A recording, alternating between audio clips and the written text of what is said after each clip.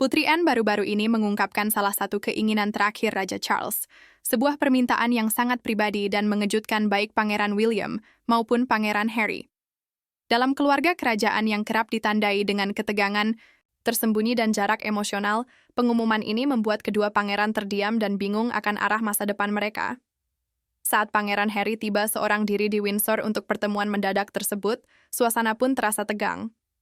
Ketidakhadiran Meghan tidak luput dari perhatian, memicu bisik-bisik di kalangan staf sebelum pertemuan resmi dimulai.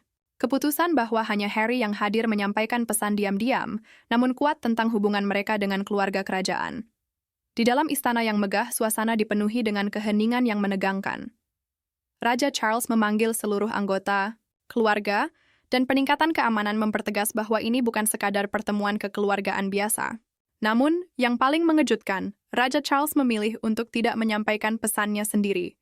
Sebaliknya, tanggung jawab itu diserahkan kepada Putri Anne, suatu langkah yang tidak biasa dan menandakan betapa pentingnya momen tersebut. Bagi banyak orang, ini menjadi pengingat bahwa meskipun kita tahu perubahan bisa datang, kita jarang benar-benar siap menghadapinya, terlebih dalam institusi seperti monarki yang menjunjung tinggi kesinambungan. Putri Anne tampil dengan ketegaran luar biasa. Sikap tubuhnya menunjukkan beban besar yang tengah ia pikul.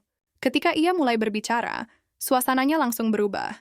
Pesannya bukan sekadar pengumuman resmi, melainkan sebuah titik balik bagi masa depan monarki. Transisi yang sebelumnya diperkirakan akan terjadi secara perlahan, kini dipercepat secara drastis. Reformasi besar-besaran sedang berlangsung di dalam institusi kerajaan. Ekspresi Pangeran William mencerminkan keterkejutannya atas skala perubahan yang diminta darinya. Jadwal kenaikan tahtanya yang awalnya diperkirakan bertahun-tahun lagi, kini dipadatkan hanya dalam hitungan bulan. Di sudut ruangan, Pangeran Harry merasakan bahwa perubahan besar ini tidak akan bisa dibalik lagi. Pandangan mata singkat antara dirinya dan William menyiratkan pemahaman yang mendalam, meskipun jarak di antara mereka masih terasa jelas. Tak lama kemudian, ketegangan memuncak menjadi pertengkaran terbuka. Pangeran Edward, yang biasanya berperan sebagai penengah, terjebak di tengah keretakan yang kian melebar dalam keluarga. Bahkan Camilla, yang selama ini lebih memilih untuk tidak ikut campur, tampak tak mampu menyembunyikan keterkejutannya. Camilla, yang biasanya enggan terlibat dalam urusan internal, kali ini angkat bicara dan menyuarakan kekhawatirannya mengenai kecepatan perubahan yang sedang berlangsung. Seluruh keluarga tampak kesulitan memahami dan menerima pergeseran besar yang tiba-tiba ini. Namun, keputusan Raja Charles bukanlah sesuatu yang ia ambil dengan gegabah. Kesehatannya yang terus menurun membuatnya sadar bahwa masa depan monarki bergantung pada restrukturisasi besar-besaran ini. Bertahun-tahun skandal, menurunnya kepercayaan publik, serta perpecahan internal telah mencapai titik kritis. Anne dipilih secara khusus untuk menyampaikan pesan penting ini setelah melalui banyak pertimbangan. Dalam kondisi fisiknya yang lemah, Charles menghabiskan malam-malam tanpa tidur menyusun dan merevisi pengumuman tersebut, hanya berkonsultasi dengan penasihat-penasihat terpercayanya.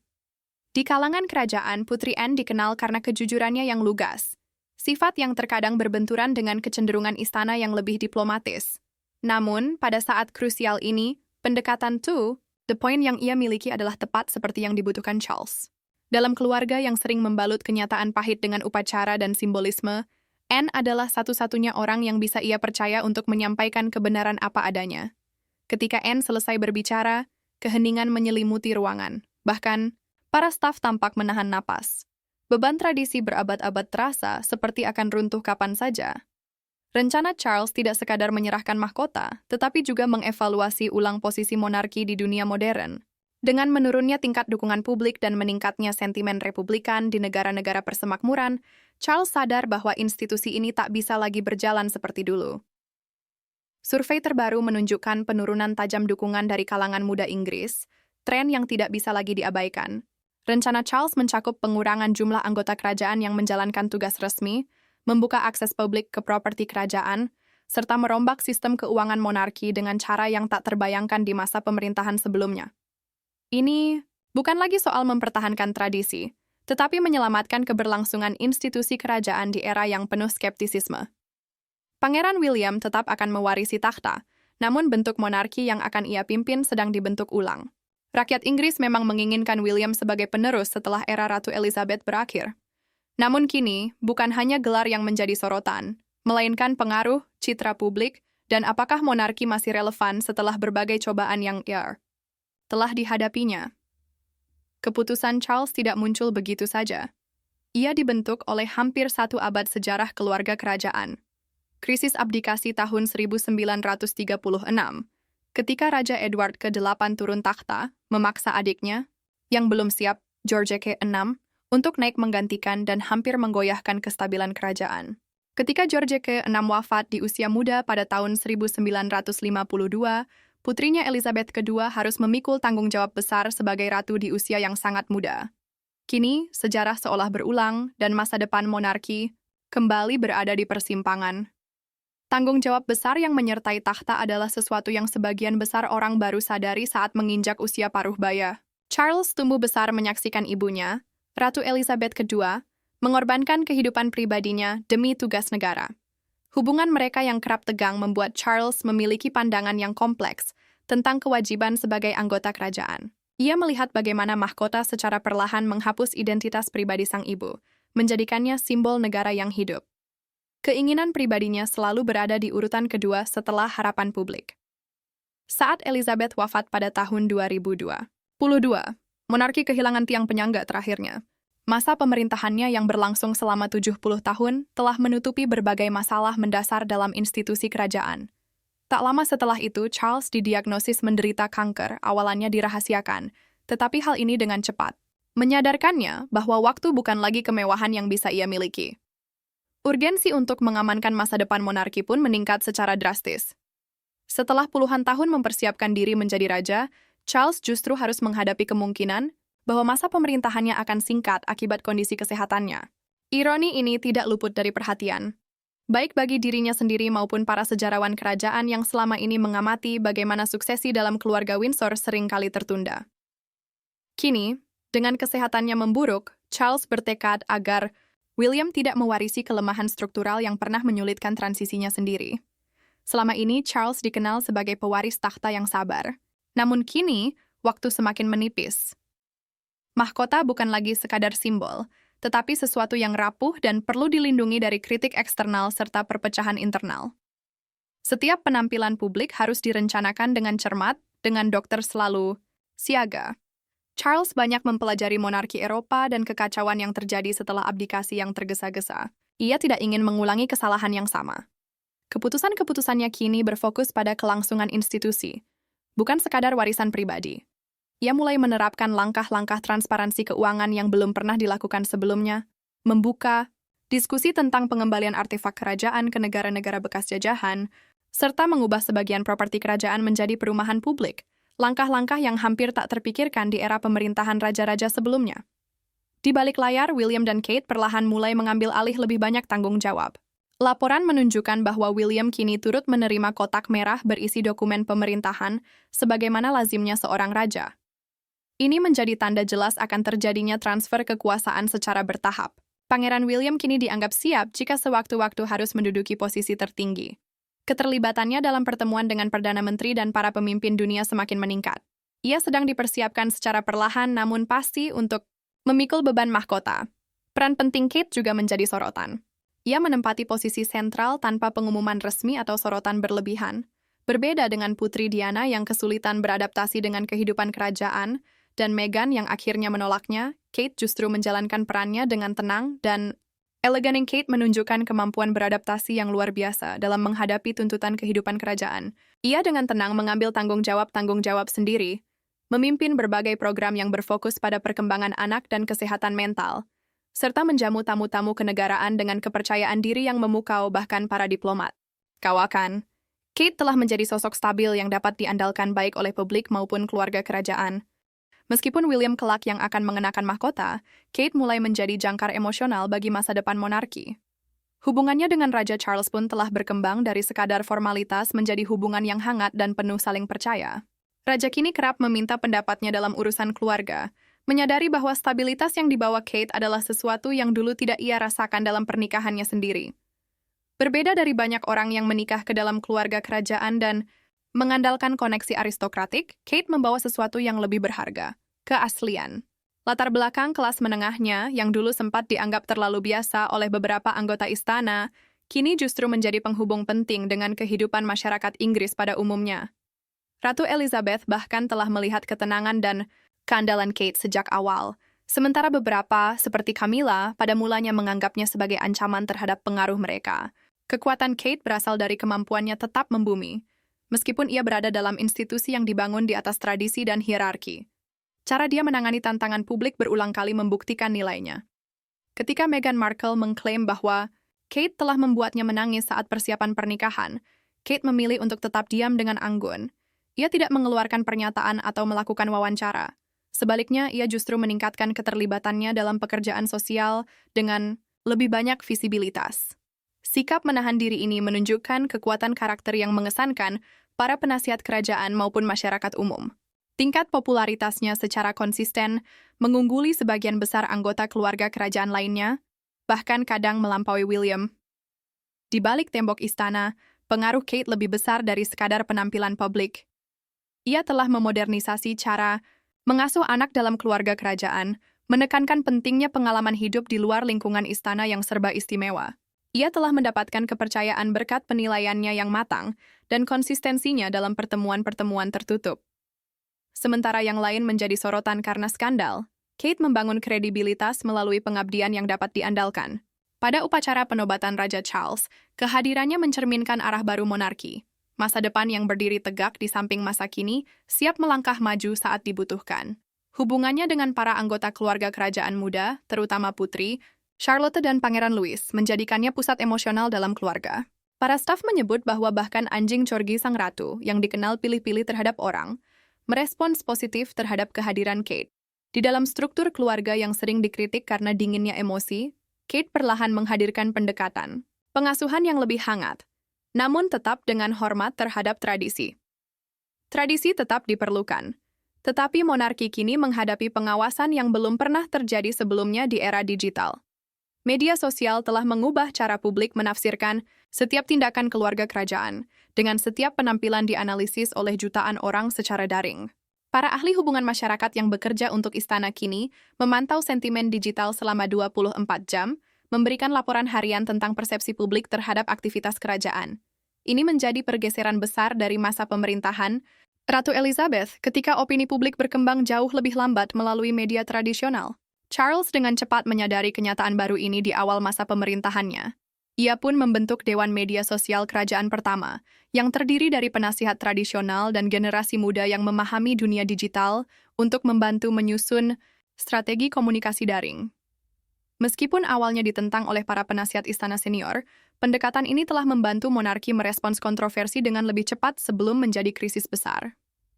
Sementara itu, Pangeran Harry tetap berada dalam persimpangan identitas. Ia membangun kehidupan baru di California, tetapi darah bangsawan dan masa lalunya sebagai anggota keluarga kerajaan membuatnya tetap terhubung pada institusi yang telah ia tinggalkan sejak mundur dari tugas resmi.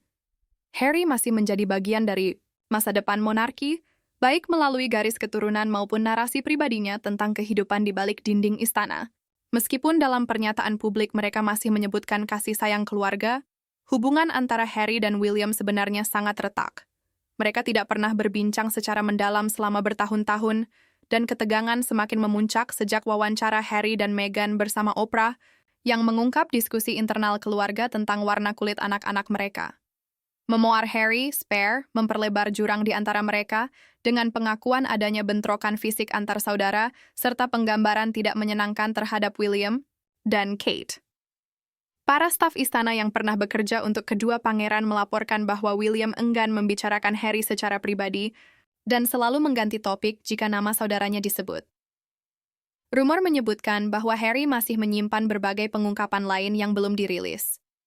Orang-orang dekat keluarga Sussex menyebut bahwa ada beberapa bab dari Spare yang sengaja dihapus sebelum diterbitkan atas saran tim hukum. Beberapa percaya Harry menunggu momen rekonsiliasi, sementara yang lain menduga ia menunda pengungkapan lanjutan untuk melihat seperti apa sosok William sebagai raja di masa depan. Keberadaan materi rahasia ini menimbulkan kecemasan yang terus-menerus di lingkungan istana. Namun, apakah Harry masih bisa kembali ke lingkaran dalam keluarga kerajaan, kini mungkin bukan lagi keputusannya sendiri. Kekuatan tersebut perlahan beralih ke tangan William, yang semakin menguat seiring kondisi kesehatan Charles yang tak menentu. Dinamika kekuasaan telah berubah secara fundamental. Harry kini tidak bisa lagi hanya mengandalkan ayahnya. Kini, kekuasaan tertinggi atas status Harry tidak lagi berada di tangan ayahnya. Masa depannya sepenuhnya tergantung pada keputusan sang kakak, William. Saya rasa kita tak akan pernah bisa berdamai dengan keluarga saya kecuali kebenaran diungkap. Begitu pernyataan Harry yang mencerminkan betapa dalamnya keretakan hubungan itu. Saat William bersiap mengambil alih kepemimpinan, pendekatannya tampak jauh lebih tegas dibandingkan Charles. Jika sang ayah cenderung menyerap konflik keluarga, secara diam-diam dan menyimpan stres dalam dirinya, William justru memilih menetapkan batasan dan ekspektasi yang jelas. Menurut sumber senior di istana, salah satu tindakan pertama William jika naik takhta bisa jadi adalah secara resmi mencabut gelar yang mulia dari Harry dan Meghan, gelar yang masih mereka pegang meski telah sepakat untuk tidak menggunakannya setelah mundur dari tugas kerajaan. Bagi William, monarki perlu memiliki batas yang lebih tegas mengenai siapa yang benar-benar mewakilinya, terutama dalam lanskap media modern di mana setiap pernyataan dapat menyebar secara global. Mereka yang memilih keluar dari institusi ini, menurut William, seharusnya tidak lagi membawa gelar yang mengaitkan mereka pada lembaga yang telah mereka tinggalkan. Sikap William semakin mengeras setelah Meghan baru-baru ini disebut sebagai yang mulia dalam unggahan ulang seorang diplomat asing, sebuah pelanggaran terhadap kesepakatan yang telah dibuat. Bagi William, kejadian ini memperjelas kebingungan publik yang masih ada terkait status mereka dan pentingnya penegasan batas. Tantangan besar lainnya yang kini dihadapi monarki adalah hubungannya dengan negara-negara persemakmuran. Selama masa pemerintahan Ratu Elizabeth, popularitas pribadinya membantu menjaga hubungan dengan negara-negara tersebut, meskipun banyak bekas koloni yang mulai meninjau ulang keterkaitannya dengan Inggris. Sejak wafatnya sang ratu, beberapa negara Karibia telah memulai proses resmi untuk mencabut peran monarki Inggris sebagai kepala negara. Mengikuti jejak Barbados yang menjadi republik pada tahun 2021, Charles memilih pendekatan pragmatis dibandingkan perlawanan. Ia secara pribadi mengakui bahwa evolusi ini tak terhindarkan dan mungkin justru sehat bagi hubungan bilateral, alih-alih mempertahankan posisi simbolis. Strategi Charles berfokus pada transformasi hubungan menjadi kemitraan yang bermakna, berdasarkan kepentingan bersama, bukan kewajiban historis. Pendekatan ini mengejutkan banyak pihak yang menduga ia akan lebih keras mempertahankan tradisi. William memegang peran penting dalam mewujudkan visi baru ini. Dalam kunjungan-kunjungannya ke negara-negara persemakmuran, ia kini lebih menekankan pada inisiatif iklim, kerjasama pendidikan, dan pertukaran budaya, bukan lagi pada ritual seremonial. Di balik layar, ia aktif berdiskusi dengan para pemimpin muda persemakmuran untuk memahami pandangan mereka tentang masa depan monarki. Percakapan-percakapan ini kerap membuka mata terhadap kenyataan pahit mengenai bagaimana generasi muda memandang masa lalu kolonial Inggris. Transisi ini mencerminkan salah satu pergeseran paling signifikan dalam kebijakan luar negeri Inggris dalam beberapa dekade terakhir. Selama berabad-abad, hubungan dengan negara-negara persemakmuran merupakan fondasi pengaruh global Inggris. Namun kini, baik Charles maupun William menyadari bahwa mempertahankan struktur kekuasaan lama justru akan mempercepat keruntuhannya. Sebaliknya, mereka berusaha membangun hubungan persemakmuran yang didasarkan pada saling menghormati, bukan perbedaan sejarah. Bagi Raja Charles, yang masa pemerintahannya dibayangi oleh masalah kesehatan dan warisan panjang sang ibu, keinginan terakhirnya sebagai raja melampaui urusan seremonial. Ia berharap adanya pemulihan dalam keluarga, bukan rekonsiliasi penuh, tetapi setidaknya sebuah pintu yang terbuka untuk kembali memulai komunikasi. Menurut orang-orang terdekatnya, ia kerap menghabiskan malam hari menatap foto-foto keluarga dari masa-masa yang lebih bahagia, terutama gambar William dan Harry saat masih anak-anak. Charles tidak menginginkan Harry kembali sepenuhnya menjadi anggota kerajaan yang aktif, tetapi juga tidak menginginkan ia tetap terasing secara permanen. Sang raja tetap menjaga komunikasi pribadi dengan Harry melalui perantara terpercaya, bahkan ketika percakapan langsung sudah terlalu sulit. Bagi Charles, hubungan keluarga membawa tanggung jawab yang tidak bisa begitu saja dihapus oleh jarak geografis atau perselisihan publik. Pandangannya bersifat kompleks, berusaha melindungi monarki sambil mengakui ikatan darah yang melampaui urusan kelembagaan. Ia berharap dapat meninggalkan bukan hanya institusi yang berfungsi, tetapi juga keluarga yang tidak sepenuhnya hancur. Keprihatinan ini semakin mendesak seiring dengan memburuknya kondisi kesehatannya, menciptakan rasa urgensi untuk menyembuhkan luka keluarga sebelum waktunya habis. Putri Anne menyampaikan pesan ini dalam pertemuan di Windsor dengan gaya lugas khasnya.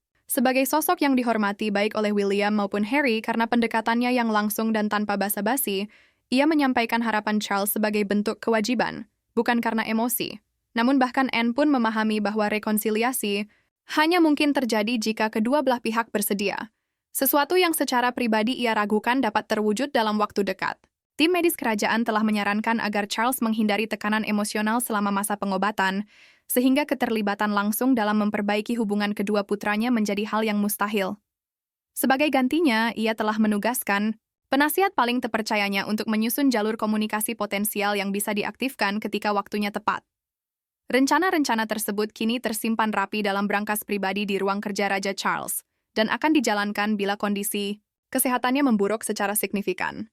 Monarki bisa saja merancang upacara dan merilis pernyataan, tetapi tidak dapat menyembuhkan luka emosional melalui dekret kerajaan. Tidak ada protokol yang bisa menghapus pengkhianatan pribadi atau membatalkan pengungkapan publik. Charles telah berusaha menciptakan ruang untuk saling pengertian. Namun apakah kesempatan itu akan dimanfaatkan kini berada di luar kendalinya, karena fokusnya harus bergeser pada perjuangan melawan penyakit. Keputusan kini sepenuhnya berada di tangan William. Pemerintahannya yang akan datang bukan sekadar seremonial. Itu merupakan pilihan mendasar tentang arah monarki, dan apakah keluarga kerajaan dapat menemukan titik temu setelah bertahun-tahun konflik publik. Akankah William menghormati permintaan terakhir ayahnya untuk sedikit membuka pintu kembali, atau justru akan menutup rapat pintu yang pernah dilewati Harry? Jawaban atas pertanyaan ini akan membentuk tidak hanya dinamika keluarga, tetapi juga persepsi publik terhadap monarki selama beberapa dekade ke depan.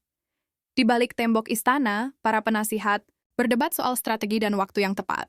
Beberapa mendukung pemutusan hubungan secara tegas, mencabut gelar, memperjelas garis suksesi, dan melanjutkan dengan struktur monarki ramping yang hanya berfokus pada mereka yang tetap setia. Namun yang lain memperingatkan bahwa tindakan final seperti itu bisa saja menimbulkan simpati publik terhadap Harry dan Meghan, apalagi jika dilakukan bersamaan dengan memburuknya kondisi kesehatan Charles. Sejarawan kerajaan mengingatkan bahwa keluarga yang terpecah secara historis kerap melemahkan institusi. Tapi keputusan akhir tetap tak terduga. Orang-orang terdekat William melaporkan bahwa kepercayaan dirinya meningkat. Begitu pula kemauannya untuk mengambil keputusan sulit. Pesan terakhir Charles bukan sekadar permintaan. Itu adalah ujian terhadap visi William tentang masa depan monarki dan kemampuannya untuk menyeimbangkan kebutuhan institusi dengan ikatan keluarga. Raja Charles mewarisi lebih dari sekadar mahkota. Ia mewarisi sebuah monarki yang terjepit antara tradisi dan transformasi. Institusi yang dulu didefinisikan oleh upacara dan keheningan kini menghadapi dunia di mana keterlihatan adalah segalanya, dan keheningan sering diartikan sebagai ketidakpedulian. Charles menyadari hal ini. Tidak seperti raja-raja sebelumnya, ia tidak naik tahta secara mendadak. Ia menunggu selama puluhan tahun, mengamati perubahan opini publik, menyaksikan runtuhnya institusi, dan mempelajari sesuatu yang belum pernah dipelajari raja manapun sebelumnya, cara memimpin di masa ketika konsep kepemimpinan itu sendiri dipertanyakan. Sejak awal pemerintahannya, Charles sudah menegaskan bahwa ini bukanlah monarki yang penuh kemegahan. Ia akan ramping disengaja dan lebih tanggap terhadap iklim sosial. Visinya selalu mencakup keluarga kerajaan yang lebih kecil. Lebih sedikit penampilan publik, lebih sedikit anggota kerajaan yang bekerja, dan lebih sedikit peran yang dibiayai oleh pembayar pajak. Ini bukan semata langkah penghematan, melainkan upaya membangun kembali kepercayaan dengan menunjukkan pengendalian diri dan relevansi. Ratu Elizabeth II dahulu adalah simbol kesinambungan. Sebaliknya, Charles ingin menjadi simbol adaptasi. Ia melihat bahwa masyarakat telah berubah. Masyarakat kini menuntut transparansi. Mereka berani mengkritik. Charles memahami bahwa monarki modern tidak hanya harus mampu bertahan dari pertanyaan-pertanyaan tersebut, tetapi juga harus membuktikan nilai dan relevansinya melalui perilaku dan reformasi. Ini adalah keseimbangan yang sangat halus, menghormati masa lalu sekaligus menyesuaikan diri dengan ekspektasi publik yang baru. Namun, mengubah identitas monarki bukanlah sesuatu yang dapat dilakukan Charles sendirian. Ia dikelilingi oleh tim senior kerajaan yang semakin menyusut. Pangeran William dan Putri Kate menjadi sosok penting bagi masa depan monarki. Mereka mampu menarik simpati publik dan perhatian internasional. Namun, masalah kesehatan yang baru-baru ini dialami Charles dan Kate telah meninggalkan celah dalam hal keterlihatan dan beban kerja. Di era media seperti sekarang, ketidakhadiran dengan cepat menjadi titik lemah. Ketika tokoh-tokoh kunci menghilang dari kehidupan publik, spekulasi pun mengisi kekosongan tersebut, dan sekali spekulasi itu keluar, hampir mustahil untuk dikendalikan. Sepanjang hidupnya, Yang Mulia Ratu, ibunda tercinta saya, selalu menjadi contoh. Oleh sebab itu, Charles menjadikan pengelolaan media sebagai prioritas secara diam-diam. Ia tidak melancarkan perang terhadap pers, tetapi menetapkan aturan-aturan baru. Di bawah kepemimpinannya, keterlibatan kerajaan dibuat lebih singkat, lebih ketat, dan lebih selektif. Para fotografer tidak lagi bebas bergerak. Informasi hanya dibagikan saat benar-benar diperlukan. Momen spontan berkurang, kebocoran informasi diminimalkan, dan penampilan lebih terlatih. Ini bukan penarikan diri, melainkan strategi untuk melindungi citra keluarga sekaligus menjaga martabat mereka. Charles menyadari bahwa monarki tidak lagi secara otomatis mengendalikan narasi publik. Keputusan Pangeran Harry dan Meghan Markle untuk berbicara secara terbuka melalui wawancara dan kesepakatan streaming menunjukkan kepada dunia bahwa keheningan istana sudah tidak efektif lagi. Hal ini menciptakan situasi di mana emosi dan konflik disiarkan secara global, dan keluarga kerajaan terpaksa merespon bukan lewat pernyataan pers, melainkan melalui tindakan. Respon Charles adalah mempertahankan sikap tenang di muka publik dan menghindari serangan balik secara terbuka. Namun secara pribadi, ia sedang mengatur ulang cara monarki menangani persepsi publik. Dalam identitas baru ini, pengendalian dan kehati-hatian menjadi pusat perhatian. Hubungan keluarga kerajaan dengan media telah mengalami transformasi. Charles telah menyetujui evaluasi internal komunikasi dan membatasi akses orang dalam. Laporan menunjukkan peningkatan pengawasan terhadap kebocoran informasi dan pengelolaan hubungan pers yang lebih langsung. Perubahan ini mungkin tidak dramatis, tetapi merupakan pergeseran halus dalam dinamika kekuasaan. Raja kini bukan hanya sosok seremonial, tetapi juga editor terakhir dari citra publik monarki. Namun, kehati-hatian ini memiliki konsekuensi. Semakin banyak yang disembunyikan keluarga, semakin besar spekulasi publik. Di dunia saat ini, masyarakat tidak merespon misteri dengan orang-orang tidak merespons misteri dengan kekaguman, melainkan dengan keraguan. Raja berusaha menjaga misteri institusi monarki tanpa terlihat jauh atau acuh tak acuh. Mungkin inilah bagian tersulit dari pekerjaannya, tetap hadir tanpa terlalu terekspos. Versi monarki ini mungkin tidak menarik bagi semua orang. Ia lebih sederhana, lebih berhati-hati, dan lebih terkelola dibanding sebelumnya. Tapi bagi Charles, ini bukan soal penampilan. Ini soal mempersiapkan institusi agar tetap ada di zaman di mana tidak ada yang suci dan segala sesuatu menjadi publik. Saat William berdiri di ambang masa pemerintahannya, satu keputusan bisa mengubah arah monarki selamanya. Menurut kamu, apakah William sebaiknya menghormati keinginan terakhir ayahnya atau mengambil sikap tegas demi stabilitas mahkota? Bagikan pendapatmu di kolom komentar.